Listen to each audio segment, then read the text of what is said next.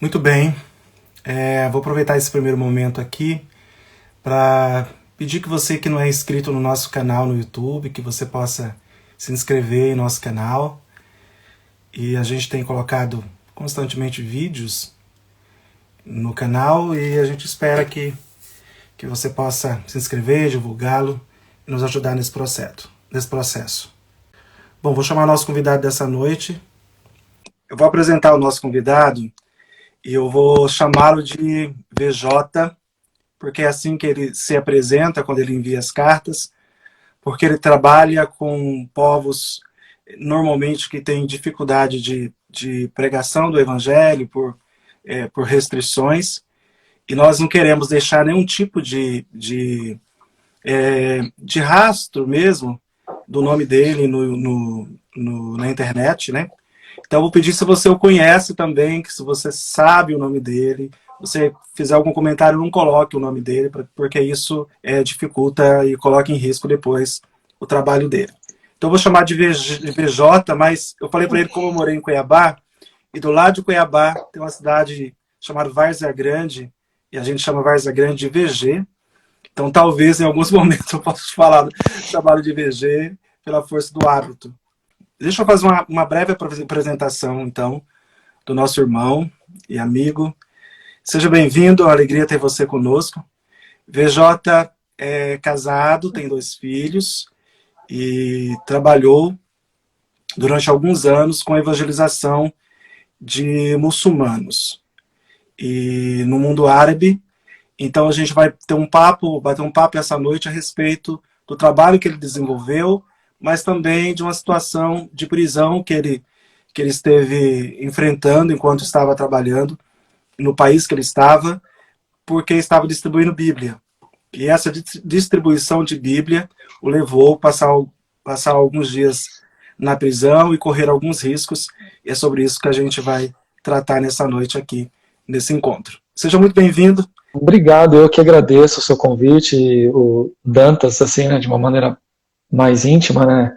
Eu conheço ele já faz alguns anos, nos conhecemos no seminário e é um prazer enorme, uma alegria imensa estar aqui com você nessa noite, para a gente poder falar um pouquinho do reino de Deus, para a gente poder ver a grandeza do nosso Deus, aquilo que Ele tem feito, aquilo que Ele tem operado, né? Nós somos somente instrumentos nas mãos dEle, e tudo o que for acontecer aqui nessa noite é para que o nome dEle seja glorificado, engrandecido, exaltado, e vai ser uma alegria poder fazer esse bate-papo. Espero que você aprenda bastante, assim como eu tenho aprendido ao longo desses anos, sobre o povo árabe, né? Esse povo que carece tanto da graça de Deus, assim como nós também carecemos. Muito bem. Você estava trabalhando em um país, exatamente qual país e quanto tempo você ficou nesse país? E você poderia compartilhar com a gente já nesse primeiro momento? Sim. Eu e minha esposa, sou casado, como o Eurípides Dantas disse, né, com a Raquel, 2 filhos, o Lucas e a Emily, e trabalhamos durante 10 anos num país que fica na Península Arábica, chama Sultanato de Omã. Algumas pessoas às vezes confundem, né, Amã, né? Amã é a capital da Jordânia, mas nós estivemos durante 10 anos, de 2010 até 2020, né, em Omã. É um país muito bonito, um país muito seguro para morar, mas é um país árabe, e geralmente o país árabe ele é muçulmano, né? É um Estado islâmico, não o grupo terrorista, mas é um país que segue o Corão e tem o Corão como base de toda a sua lei. Ok. E nesse país era proibido ser cristão? Você podia ser cristão? Não podia pregar? Como é que era essa relação?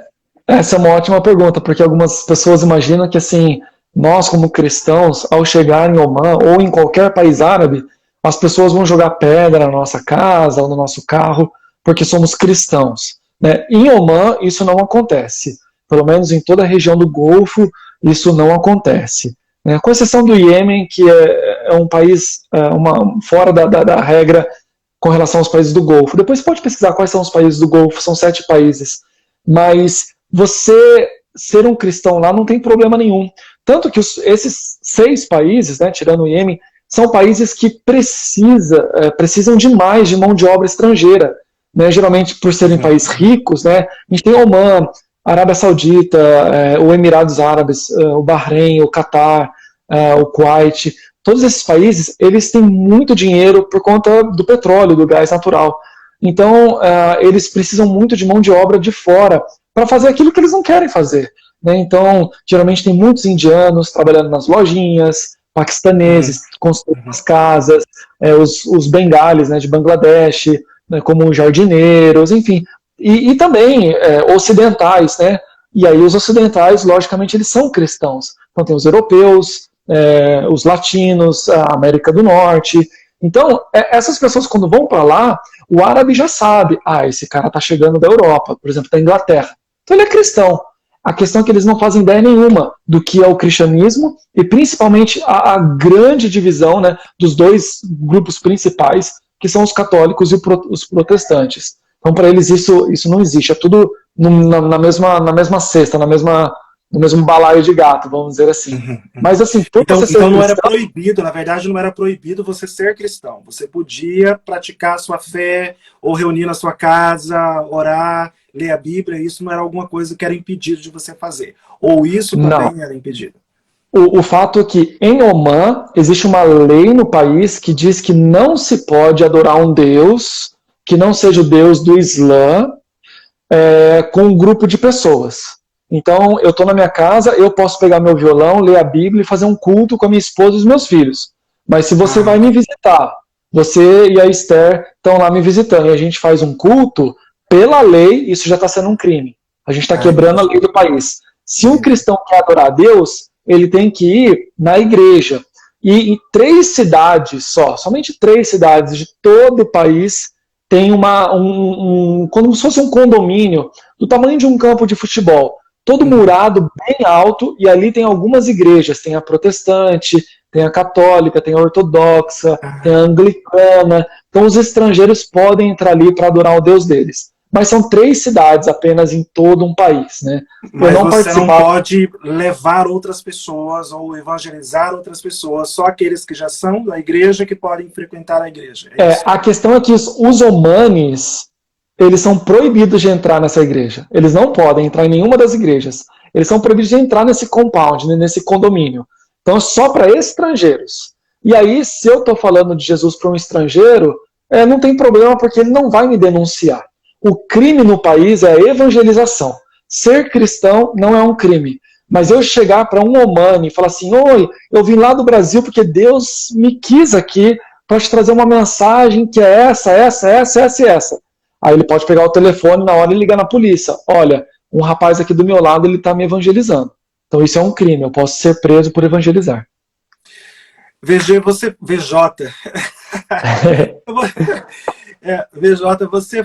você foi preso porque você estava distribuindo Bíblias, né? A gente vai chegar depois nesse processo, mas o seu trabalho de evangelização no país consistia apenas em distribuir Bíblia, fazer essa distribuição, ou você desenvolvia algum outro trabalho de evangelização, de abordagem?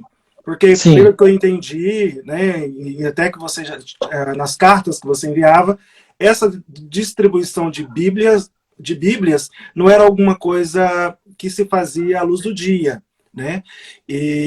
Então, como se dava o processo de evangelização fora esse trabalho de distribuição de Bíblia?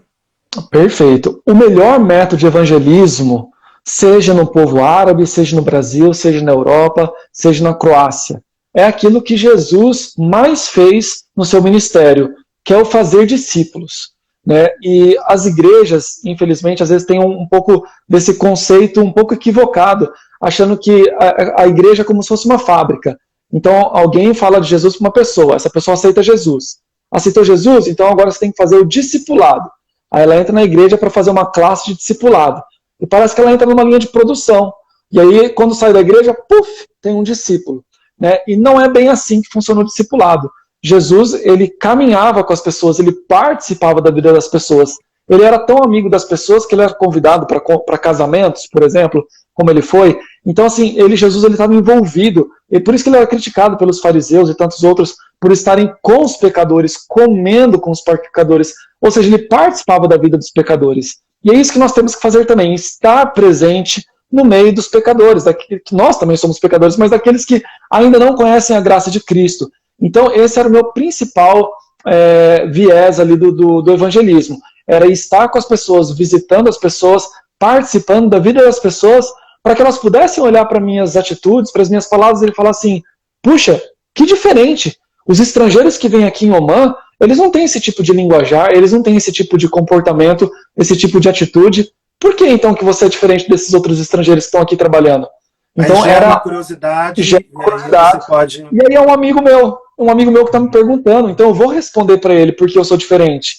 E assim começa esse assunto ficar cada vez mais profundo. E ele não vai me denunciar para a polícia, porque ele é meu amigo e ele está perguntando, porque ele quer saber, porque talvez ele queira ser assim também. Uma pessoa diferente, uma pessoa com esse brilho diferente no rosto, no olhar, né? Esse tipo de amor diferente. Então, esse era o principal meio de evangelismo, né? Era o discipulado, estar com as pessoas. E para eu estar num país como Oman, aí entra o segundo viés do ministério. Eu, como sou pastor, eu não podia pedir um visto de pastor, de missionário, porque isso seria negado, eles não querem missionários lá. Então, por isso que eu fiz uma faculdade antes de ir para o seminário. Então, com a minha graduação em educação física, eu peguei um visto de sports coach, né? Então, é um treinador de esportes. E através desse visto, eu trabalhei em clube de futebol até conseguir abrir a minha própria academia, quando eu abri em 2015. Então, a minha academia de futebol era o meu trampolim, era a minha plataforma para poder estar no mundo árabe, como se fosse mascarado, assim, né, disfarçado. Esse contato, né, esse meio de entrar no então país. Eu tinha contato com as crianças, com os adolescentes no futebol, e os pais viam uma diferença muito grande na minha maneira de ensinar o futebol. Porque além do futebol, eu sempre estava colocando conceitos bíblicos no coração dessas crianças e adolescentes. Então a criança ela começava a mudar em casa. E o pai vinha e falava assim, olha, eu quero que você vá lá em casa jantar comigo. Eu falo, claro. E eu ia jantar com ele, ele falava assim, olha, meu filho está bem diferente, o esporte é muito importante para a vida do meu filho, que está moldando o caráter do meu filho. Eu falava, olha, não é só a questão do esporte. A questão é que eu ensino isso. E ele falava, puxa, que incrível, você é uma pessoa que ama Deus, é temente a Deus. E da onde você tirou todos os ensinamentos? Eu falava, da palavra de Deus. Ele, mas que palavra de Deus? O Corão? Eu falei, não, a Bíblia. Então você está ensinando a Bíblia para o meu filho? Eu falei, não, eu estou colocando os conceitos bíblicos, né? Quem tem que ensinar a religião é você na sua casa. Mas você estava me dizendo que o seu filho está mudado, né? Ele tá diferente, ele está melhor, não é? Isso gerava, então, despertava uma curiosidade para conhecer aí esses conceitos e essas mudanças, o que estava provocando essa mudança, né? Sim, então essa dinâmica de... Só desculpa, Dantas. Então, a distribuição de Bíblias, ela fazia parte do meu ministério, mas ela não era o carro-chefe. Eu só comecei a distribuir Bíblias porque eu não ia conseguir ficar amigo de um país inteiro. Então, eu só conseguia falar do evangelho quando os meus amigos me perguntavam. Então, eu tive essa estratégia de ir em cidadezinhas muito pequenas, cidades distantes, vilarejos, povoados pequenos nas montanhas, nos desertos, onde eu tinha certeza que um missionário não ia chegar ali. Então, por isso que eu colocava a Bíblia ali para essas pessoas. Ok. Nós temos tanto acesso a tantas versões ou a tantos modelos de Bíblia no Brasil, e às vezes a gente não sabe a importância da palavra num ambiente ou num mundo onde não se tem, né? E eu queria saber com você, queria que você compartilhasse com a gente um pouquinho sobre esse processo de distribuição. Como é que funcionava essa dinâmica?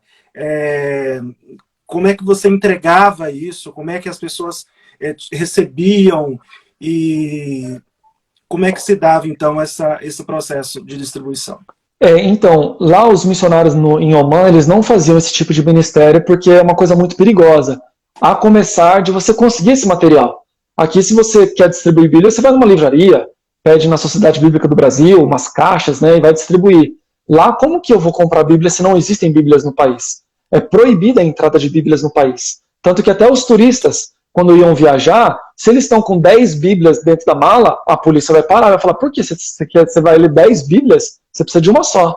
Então é complicada a entrada de Bíblias.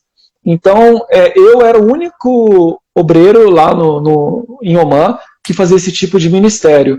Então Eu você aprendi. recebia de fora, tinham todo um processo de entrega.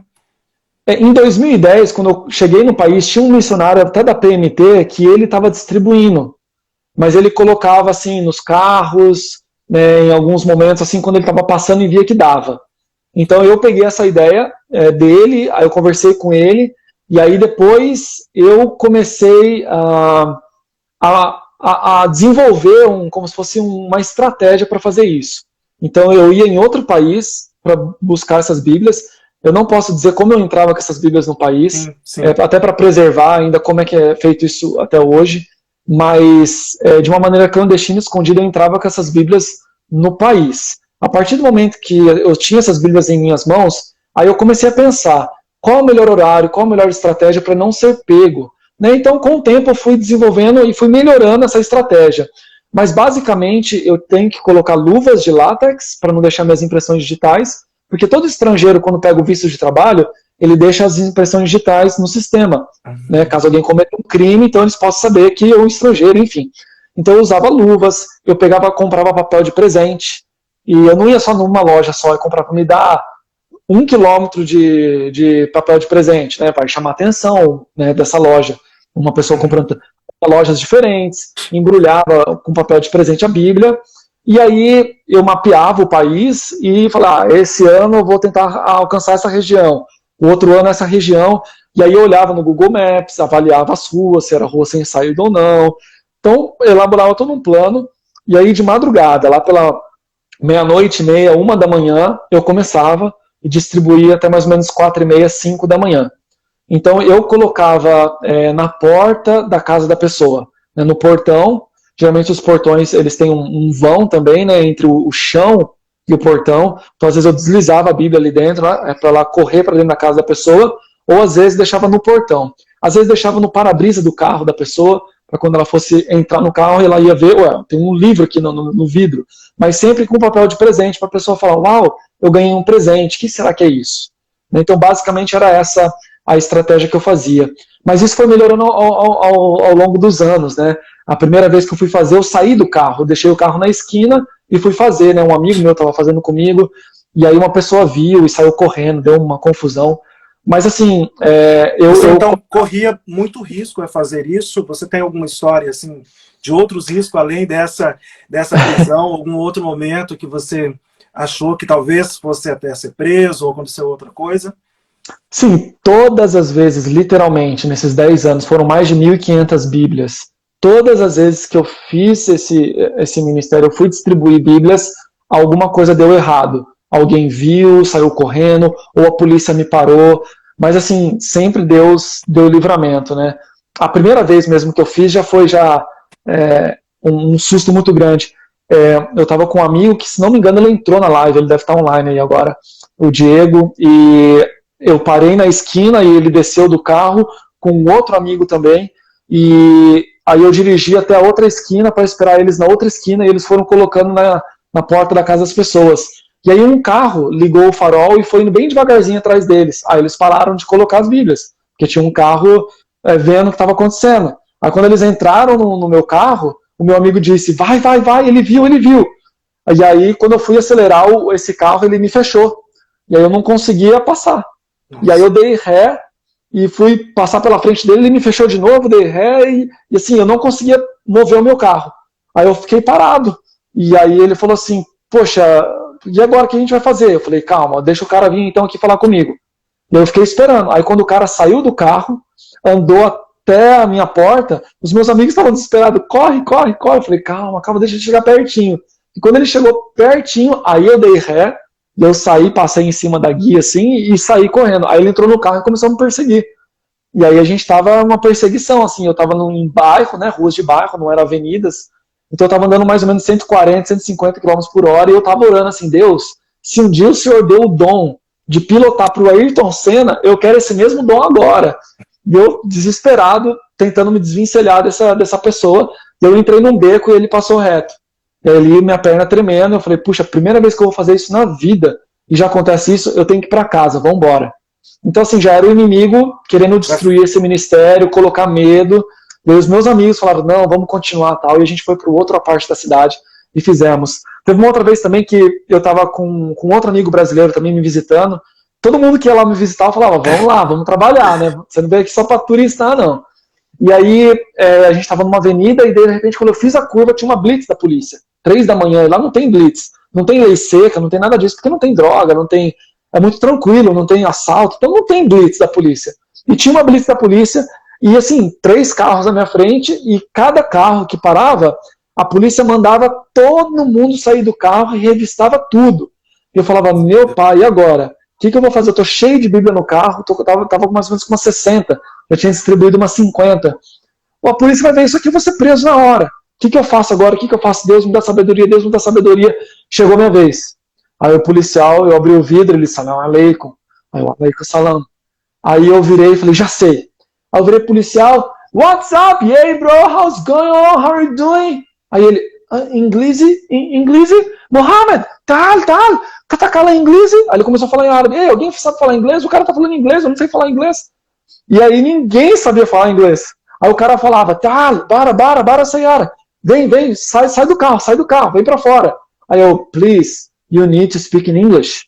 I need to speak in English. I'm foreigner, I'm Brazilian. Eu comecei a falar inglês com o cara, e eu entendendo tudo que ele tava falando. Mas eu dei uma de João sem braço, e ele ficou assim, uns 15 minutos nessa. Sai do carro, não sai, eu não sei falar sua língua e tal.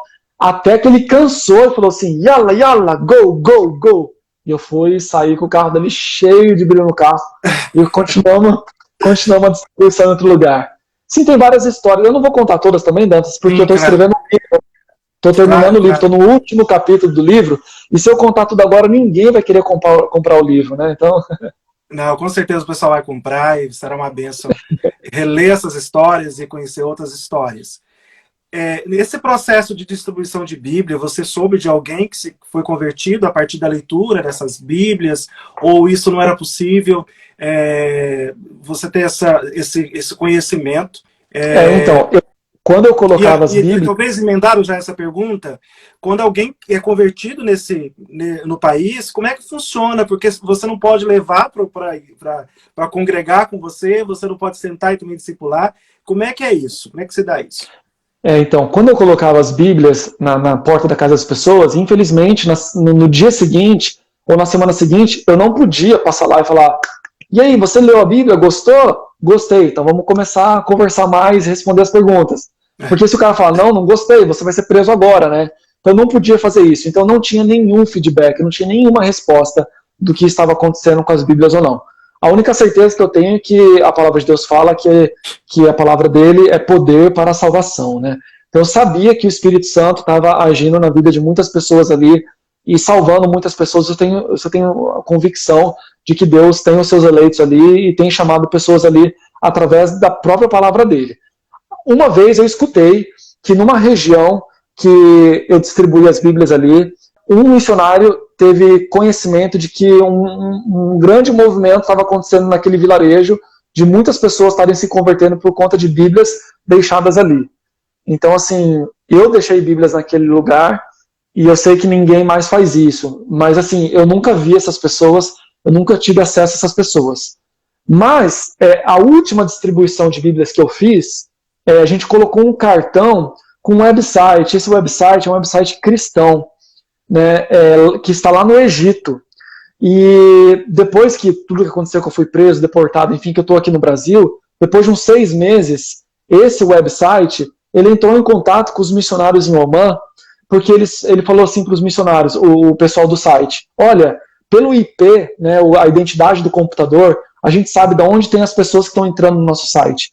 E sempre entrava 2, 3 pessoas no ano aqui no nosso site de Omã. Mas nesse último ano, eu não sei o que aconteceu, que existem centenas e centenas de acesso todos os meses. E muitos omanes conversam com os pastores no chat online que tem no site. E começamos a usar um programa de discipulado, de estudo da Bíblia, e 15 já aceitaram Jesus, e a gente já encaminhou para os missionários de Omã para batizar. Então, assim, eu tive esse feedback agora, graças a Deus, e eu vou contar daqui a pouco como é que foi tudo que aconteceu. Mas os cristãos que a gente evangelizou, aceitou Jesus, ou os cristãos que a gente conhecia, que aceitaram Jesus não através do nosso trabalho, mas enfim, a gente criou a igreja, né? Começamos a igreja Omani. Era uma igreja escondida, não era uma igreja que tinha placa, que tinha o seu próprio prédio, porque isso nunca vai acontecer se Deus não mudar a forma de governo naquele país. Então era uma igreja que se encontrava na nossa casa.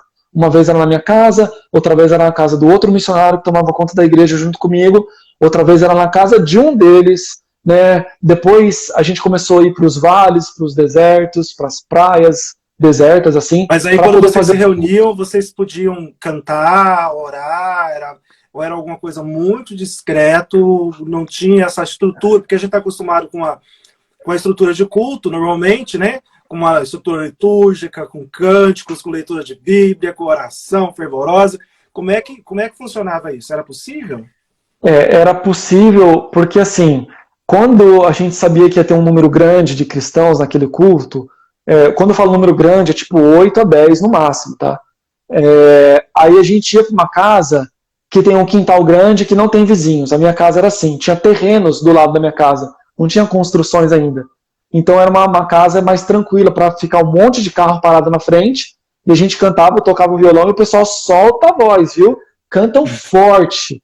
Então eu ficava tranquilo. Quando era na casa de um deles, que eles têm vizinhos tal, então eu tocava mais baixinho, eles mesmos cantavam as músicas mais baixas. Ou a gente às vezes ia para os vales. Então a gente dirigia 1 hora até os vales, porque lá a gente tinha certeza que não ia aparecer ninguém. Né? No deserto, nos vales, nas montanhas. Principalmente depois que a polícia secreta do país, a CID, ela descobriu a nossa igreja. Né? A gente acredita que é uma longa história, mas a gente acredita que tem uma pessoa que se passou por interessado no evangelho durante 1 ano, sabe? Ficou sendo discipulado, a gente acha que ele era da polícia secreta, se infiltrou na igreja, descobriu, deu uma confusão, mas depois a gente conseguiu remanejar toda essa situação e continuamos a nos encontrar escondidos da polícia.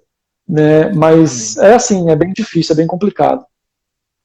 Então, eu queria, Júnior, que você compartilhasse com a gente quais foram os acontecimentos, então, que te levou à prisão e como que aconteceu esse processo todo que te levou a ser deportado do país.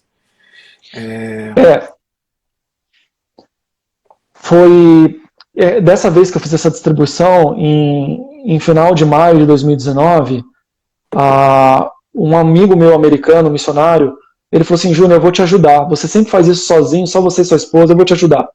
Então foi a primeira vez que ele fez essa distribuição de Bíblias. E ele teve essa ideia de falar assim: Júnior, dentro da Bíblia, vamos colocar um cartão, um papel cartão, e a gente coloca um website cristão para eles terem acesso. Né? E também a gente põe um cartão de memória com muita informação lá dentro do cartão de memória. Falei, cara, que ideia brilhante. E aí a gente fez essa distribuição numa cidade chamada Ibre, ficava a 300 quilômetros da minha casa, e passamos a madrugada inteira distribuindo Bíblias. Aquela noite acho que foram 200 Bíblias que a gente distribuiu.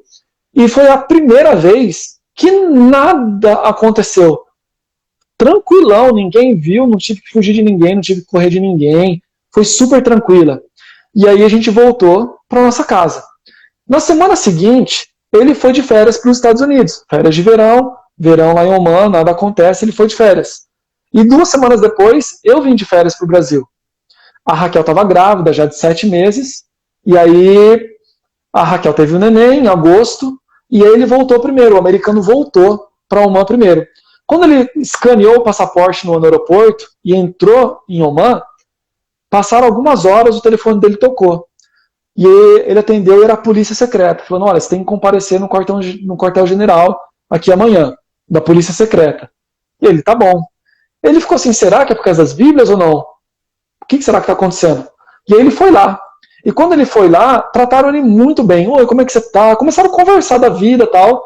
E aí depois viraram para ele e falavam assim, olha, a gente sabe que o Júnior estava dirigindo o VJ, né, estava dirigindo o carro, e você estava do lado do carona, e vocês distribuíram um monte de Bíblia lá em Ibre. Ah, deixa eu contar uma coisa que eu esqueci, super importante. Quando eu distribuí, eu cheguei em casa, 6, 7 horas da manhã, eu fui dormir, que estava a noite inteira acordado. Dormi até meio-dia, almocei, e aí eu fui para a capital, 200 quilômetros, para fazer um discipulado com um amigo meu, eu estava estudando a Bíblia com ele. No caminho, o meu telefone, o telefone da Raquel, os grupos de WhatsApp dos amigos do futebol, do bairro, começou a bombar um vídeo de 10 segundos de um homem falando assim, olha, a gente achou essa Bíblia aqui na porta da minha casa, e ele começou a folhear a Bíblia. E aí, se você tem alguma pista, se você sabe de alguma coisa, você denuncia para a polícia, porque a gente tem que descobrir quem fez. E aí o vídeo terminava bem no cartão. Então ficava congelada a imagem do website. E aí, então, assim, esse vídeo viralizou, porque eu estava a 300 quilômetros daquela cidade, e em menos de 6 horas já estava chegando no meu grupo de WhatsApp da minha cidade. Aí, de repente, no caminho toca meu telefone, era um amigo meu missionário. Júnior, você sabe o que aconteceu? Olha no Instagram, na página oficial do país. Aí eu entrei na página oficial do Instagram do país, tava lá 500 mil visualizações em 8 horas do vídeo do cara. Eu falei, caramba, olha que bênção, que maravilha, eu queria alcançar 200. Extraordinário. Agora 500 mil pessoas têm um vídeo, que o vídeo termina com a imagem congelada do website. No website tem a Bíblia online, tem chat online para conversar com pastores. Pô, maravilha. Mas ao mesmo tempo me deu aquele aperto. Falei, caramba, as proporções ficaram grandes. A polícia vai ficar mordida e ela vai querer descobrir quem fez isso. Bom, já estou indo embora para o Brasil mesmo, tomara que quando eu volte a poeira já tenha baixado. E aí eu voltei, o americano voltou, né? Aí quando voltou, a polícia chamou o americano e aí falou para ele, olha, a gente sabe de que vocês fizeram essas coisas e isso não pode fazer aqui. Você não sabia que isso não pode fazer aqui? O americano não sabia que podia fazer. Porque a gente nunca tinha visto uma lei que não pode fazer isso. Né? A gente imaginava que eles não iam gostar, mas não tinha uma lei. A gente realmente não sabia que era um crime. E aí, então, ele falou assim, olha, então você vai agora pegar uma folha sulfite, vai escrever que você fez, assume, e diga nessa confissão que você nunca mais vai fazer isso, e vai ficar tudo bem. Aí ele, tudo bem. E foi escreveu. Chegou em casa, na hora ele me ligou, Júnior, aconteceu isso, então se prepara, quando você voltar, vai acontecer isso com você também, provavelmente. Beleza. E eu voltei. Só que eu voltei sem minha família, porque era verão, a casa fechada 3 meses, você precisa de mais ou menos uns 3 a 4 dias para esfriar a sua casa. Porque fica assim, 45, 50 graus, 3 meses e nunca baixa a temperatura. Mesmo de madrugada. Boa, hein? Me lembra Cuiabá. Então você precisa ligar o ar-condicionado no máximo e deixar 3 dias ligado para conseguir esfriar o concreto. Porque o colchão tá fervendo. Eu não queria chegar com uma recém-nascida, lá de 40 dias, minha filha, numa casa daquela. Então eu cheguei na frente. Aí eu cheguei, atravessei a fronteira e fiquei esperando meu telefone tocar. E não tocou. E no segundo dia, e no terceiro, no quarto, no quinto, no sexto, não tocou meu celular. Eu falava, a polícia então não quer conversar comigo. Aí no 7º dia, tranquilão, no 7º dia, então, minha esposa chegou. Ela, meus filhos, meu sogro e minha sogra. Fui buscar no aeroporto. Aí chegamos em casa 8 horas da noite. Todo mundo comeu, estava exausto da viagem, capotou. Então mal falei com meu filho, com a minha filha, com a minha esposa, mal conversei com eles. No outro dia de manhã ia começar toda a rotina de ministério. Aula de futebol, visita, tudo. Eu estava saindo 8 horas da manhã para ir trabalhar, meu telefone toca. Era a polícia. Hoje eu entendo por que eles demoraram para me ligar.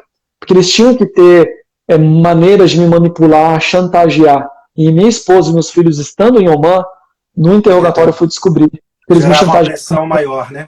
Isso, então eles são muito espertos mesmo. Então aí eles me ligaram, olha, você tem que vir aqui. Aí eu falei, tudo bem, tô indo aí agora. Entrei em casa, falei, Kel, a polícia ligou, tô indo lá, venho pro almoço, eu trago comida do restaurante. Era 8 horas da manhã.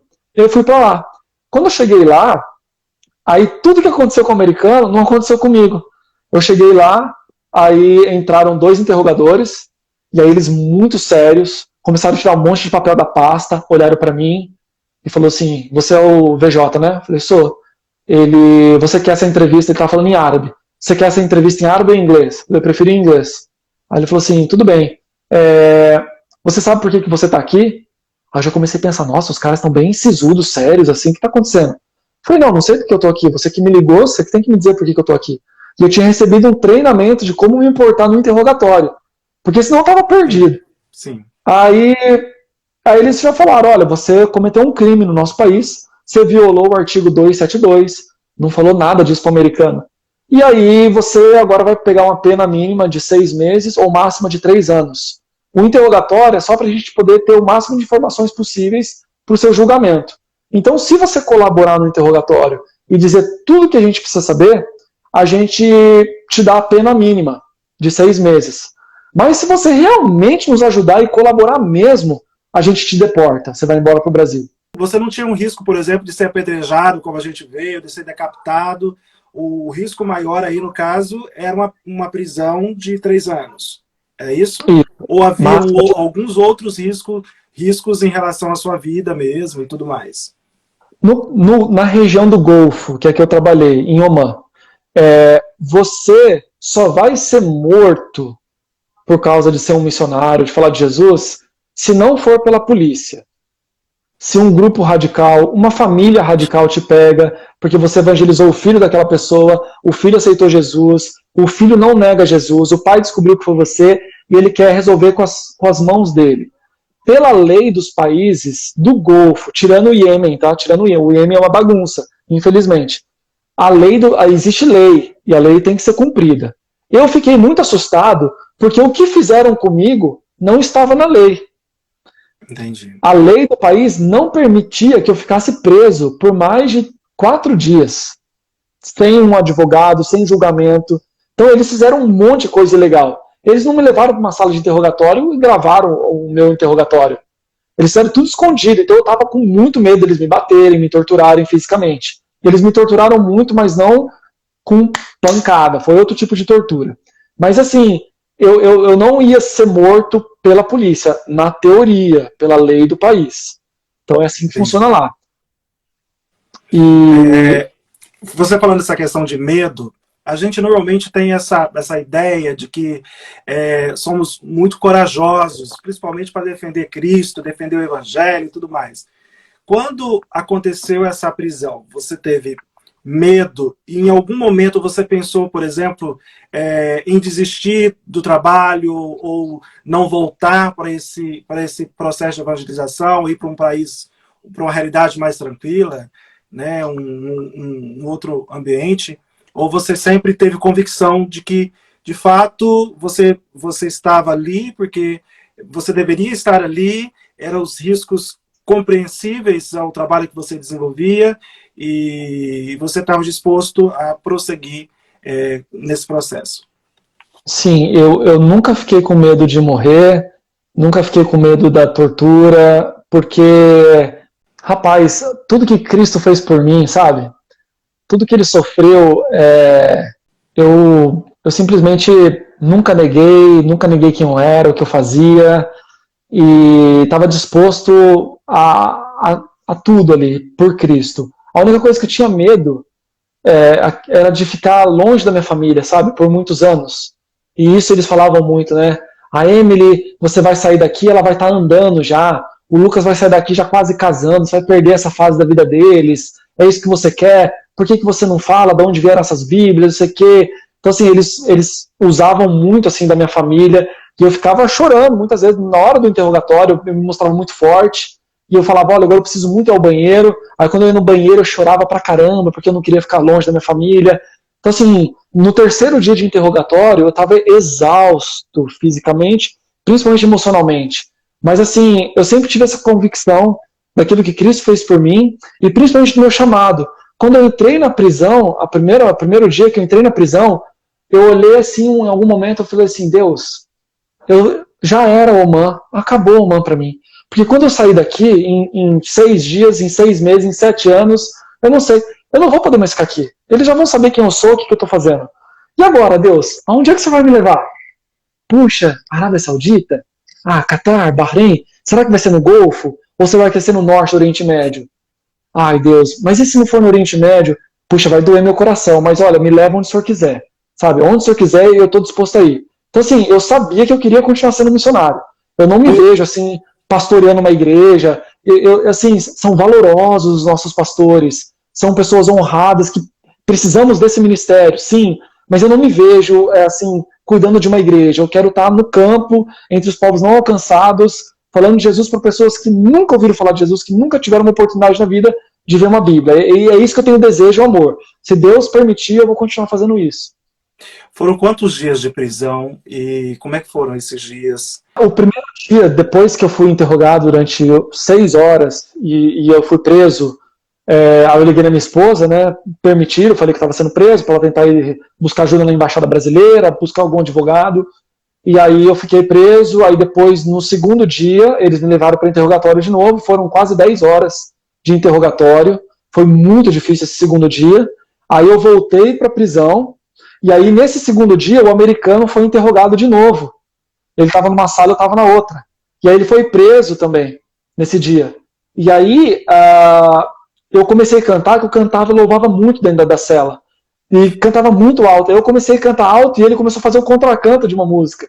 E aí eu descobri que ele estava preso também. A gente começou a cantar aquela música Sou Feliz com Jesus, estava em inglês, né? Eu cantei bem alto, It is well. Aí ele do lado, It is well with my soul. Você não sabia que ele estava preso? Eu sabia que estava preso. E aí foi uma emoção muito grande, a gente louvou muito, adorou muito a Deus, mas por eu não estar respondendo para a polícia da onde vinham as Bíblias, como as Bíblias entravam, aí eles partiram para uma coisa mais pesada. Aí eles me arrancaram dali e me transferiram. Nessa hora eu achei que eu ia morrer. Ele era tipo 10h30 da noite, eu entrei numa van, não um carro de polícia, tudo arrumadinho. Eles me jogaram numa van e meteram bala para dentro do deserto. Eu falei, caramba, onde é que estão me levando? Vou morrer, vão me matar. Mas aí me levaram para uma base no meio do deserto e lá tinha uma solitária. Aí me jogaram nessa solitária.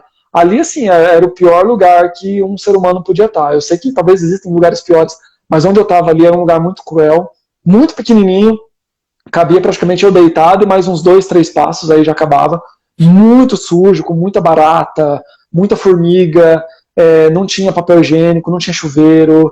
Eu fiquei ali 10 dias, né? Então 10 dias eu fiquei só com a roupa do corpo, dormindo, acordando com barata em cima de mim, com formiga em cima de mim, com uma luz. Eu fiquei 10 dias sem saber o que era escuro, né? Então, assim, o corpo para de produzir hormônios, melatonina, então você não dorme direito.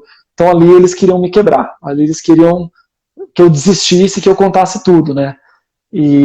Mas eu não contei, graças a Deus, depois de 10 dias, me tiraram dali, e aí falaram, agora você vai ficar preso domiciliar, você vai para sua casa, a gente vai com você até a sua casa, você vai entregar o passaporte pra gente, e ali você vai esperar, o seu telefone vai tocar, e aí quando o seu telefone tocar, você vai para o julgamento, e o juiz vai te dar a pena, né? E como eu não tinha colaborado, eu estava esperando 7 anos de prisão, que era o que os policiais estavam falando que ia acontecer.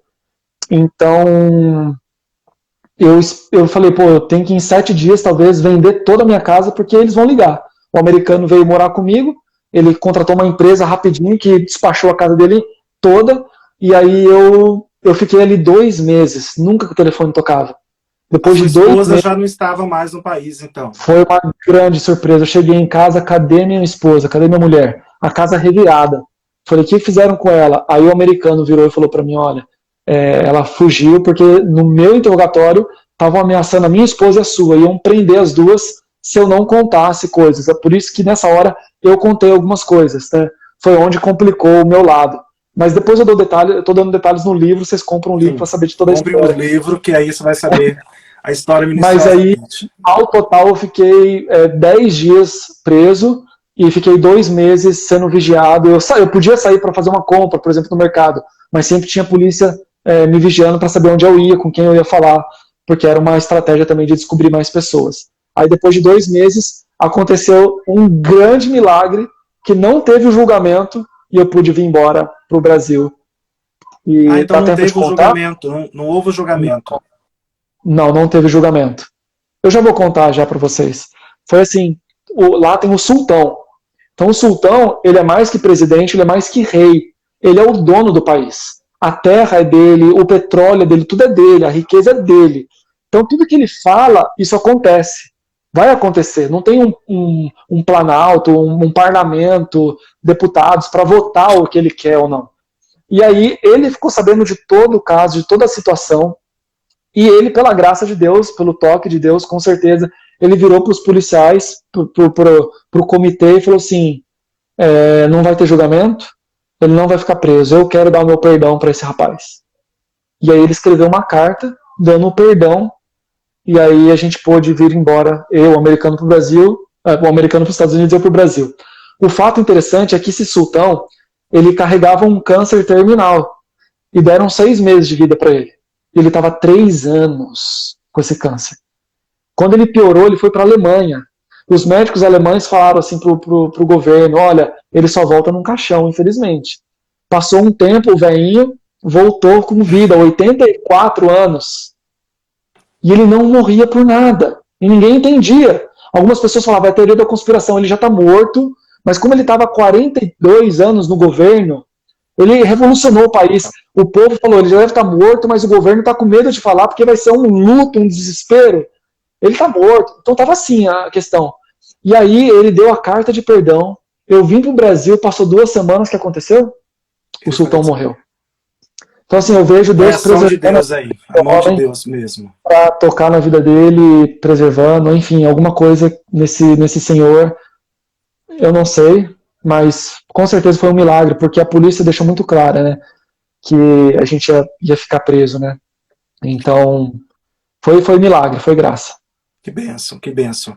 A gente já está encaminhando para o encerramento, mas eu queria que você falasse um pouquinho, ainda nesse tempo que nós temos, como é que você percebe Deus em tudo isso, né? E nós estamos nesse mês, que é o mês do Ramadã. Você também deixasse uma mensagem aí para aqueles que nos ouvem a respeito do Ramadã, se você pudesse. Sim. Há uma dificuldade enorme na igreja brasileira, na nossa igreja, em entender o sofrimento, a catástrofe, a desgraça, a dor, como algo divino. Infelizmente, muitas pessoas pensam, a pessoa está sofrendo, está em pecado. A pessoa está sofrendo, está carregando a cruz. A pessoa tá... Então, assim, são várias ideias teológicas erradas, né? E Jesus, ele nunca prometeu um mar de rosas para os cristãos. Né? Então, assim, quando eu entrei naquela solitária e ouvi tudo aquilo, eu fiquei tranquilo. Eu não entrei em desespero. Ai, Deus não está comigo. O que está acontecendo? Deus, por que eu estou aqui? Por quê? Porque me veio os textos na mente. No mundo terei aflições, mas tem de bom ânimo, eu estou com vocês. Eu envio vocês como ovelha perante lobos. Né? A gente vê Paulo escrevendo várias cartas dentro de uma prisão. Né? Então, assim, a dor e os sofrimentos têm um propósito. Quando a gente olha para a carta de Filipenses, por exemplo, no capítulo 1, a partir do versículo 12, Paulo vai estar falando assim para a igreja de Filipos, olha, eu dou graças a Deus pelas minhas algemas, porque por causa das minhas algemas, o evangelho está sendo proclamado por toda a guarda pretoriana, por exemplo. Eu tive a chance de falar de Jesus para vários policiais nesses 10 dias que vinham entregar minha comida e me viam adorando a Deus, cantando, e eles abriam aquela porta e falavam, o que acontece com você? Todo mundo que vem para esse lugar quer se matar, só chora, entra em depressão, começa a se mutilar, e você está com paz aqui dentro, você está com alegria, você está cantando. O que está acontecendo com você, cara? E eu falava, eu estou adorando esse Deus maravilhoso que é quem eu sirvo, que está aqui comigo nesse instante. Mas que Deus é esse? Porque quem que tem paz e alegria? Então, essas coisas mostram diferença. Isso faz diferença na vida das pessoas. Então, quando a dor vem para você que está me assistindo, meu irmão, Deus quer que você glorifique Ele, que você tenha paz, que você entenda que o sofrimento é por uma boa razão, é para o nome dele ser conhecido, é para a glória dele. E as pessoas vão ver isso. Não vão ver você blasfemando, não vão ver você resmungando. E isso faz diferença. Porque quando ela olha para as outras pessoas, quando as pessoas passam pelo sofrimento, elas reclamam. Mas quando ela olha para os cristãos genuínos, discípulos de Jesus, vê as pessoas dando glória a Deus. Então elas querem conhecer esse Deus. Porque elas querem ter essa paz também em meio à dor. E aí então a gente vê, ainda nessa carta de Filipenses, no capítulo 1, no versículo 29, Paulo dizendo assim, olha, nos foi dada a graça não só de conhecer, mas de padecer por Cristo. Então, eu estava muito tranquilo nessa situação, porque tudo que estava acontecendo comigo era bíblico. E isso fez com que o nome dele foi exaltado, conhecido. Se eu não fosse preso, se nada disso tivesse acontecido, hoje, aquelas 15 pessoas que eu tenho contato, né, que eu fiquei sabendo, quantas outras, talvez mais, aceitaram a Jesus, conheceram a Jesus, né? Foi por meio de uma prisão, foi por meio de uma solitária, de uma perseguição, mas a perseguição da igreja serve para purificar, para santificar a igreja, serve para o nome dele ser conhecido, né? Então, sempre tenha isso em mente, que a dor e o sofrimento, na soberania e providência de Deus, serve para o nome dele ser conhecido, para o nome dele ser glorificado. Amém, amém. Você poderia falar um pouquinho a respeito do Ramadã, e aí a gente vai caminhar para o encerramento. Pois é, o Ramadã é o nono mês no calendário islâmico, né, o calendário lunar, onde todo muçulmano, em qualquer lugar do mundo, ele tem que ficar principalmente sem comer e beber, desde o nascer do sol até o pôr do sol. Tem outras coisas também, quem é fumante não pode fumar no período do jejum, relações sexuais também entre marido e mulher, um monte de restrições. Mas eles fazem isso porque eles acreditam que esse mês é um mês especial, porque eles acreditam que foi nesse mês que o profeta Muhammad recebeu a revelação de Deus, para Deus ser revelado novamente ao povo, porque eles acreditavam que a Bíblia havia sido corrompida, né? É isso que eles acreditam, por isso Deus teve que se revelar de novo. Então é um mês de muita graça, de muita revelação de Deus. Então eles se dedicam esse mês, né, para buscar muito a Deus. Eles leem bastante o Corão, e muitos fazem isso por religião, né, por nominalismo, como um ato mecânico. Mas assim, em vez da gente começar a criticar os muçulmanos, né, eles fazem isso, mas depois nos outros meses não leem o Corão. Eles se jejuam, mas depois a noite inteira só fica comendo. É o mês que eles mais comem, e realmente é. Mas em vez da gente ficar só falando isso, o que eu digo para vocês, meus irmãos, é para que vocês orem muito pelos muçulmanos nesse mês do Ramadã. Tem um dia específico no Ramadã, que é o dia da revelação mesmo. Eles acreditam que Deus ele pode novamente se revelar da mesma maneira que ele se revelou para Muhammad, de uma maneira muito pessoal e íntima.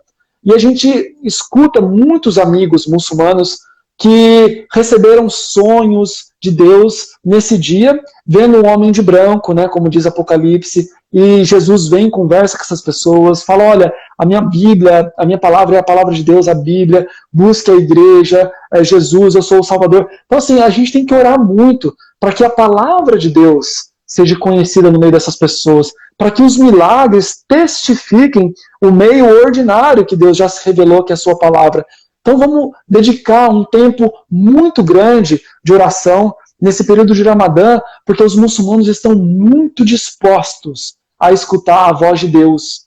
E em vez de eles escutarem um Deus falso que não fala, eles possam então escutar o Deus verdadeiro através da sua intercessão, né? Porque, como diz a carta de Tiago, muito pode, por sua eficácia, a súplica do justo. Então não duvide da sua oração, que ela é muito poderosa no nome de Jesus. Amém.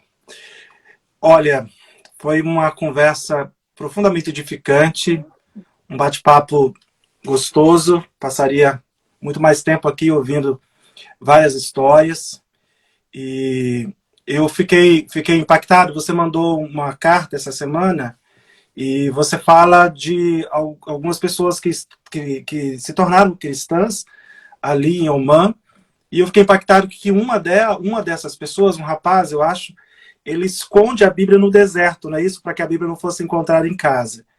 Então, sabemos que são várias histórias. Eu peço que depois você compre o livro do VJ, e que você, com certeza, vai conhecer muitos outros relatos e essas histórias de uma forma muito mais detalhadas, porque aqui a gente tem um espaço de tempo menor, direcionando ofertas missionárias para vários missionários. E participe desse projeto, entre depois em contato com a Kátia.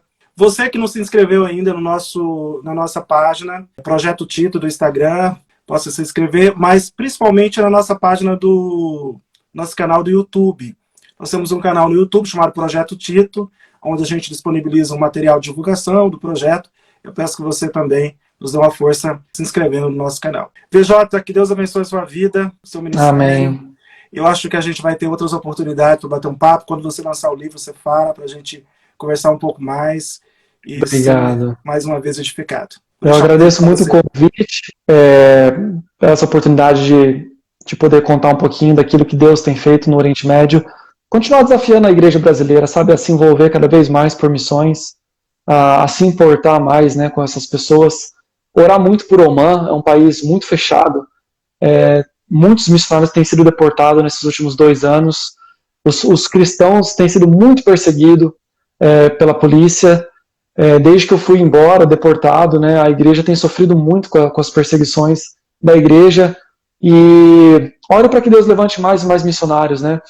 O missionário no mundo árabe, ele é um cristão que ele se dispõe a ir lá trabalhar como engenheiro, como médico, como enfermeiro, e pode testemunhar para os amigos, né? Então eu desafio mesmo pessoas a darem um pouquinho as suas férias, passar 30 dias, vai lá visitar o Dantas e ajuda no evangelismo na Irlanda, vai lá na Croácia visitar o Dantas, ajuda no evangelismo, doe as suas férias para missionários, sabe?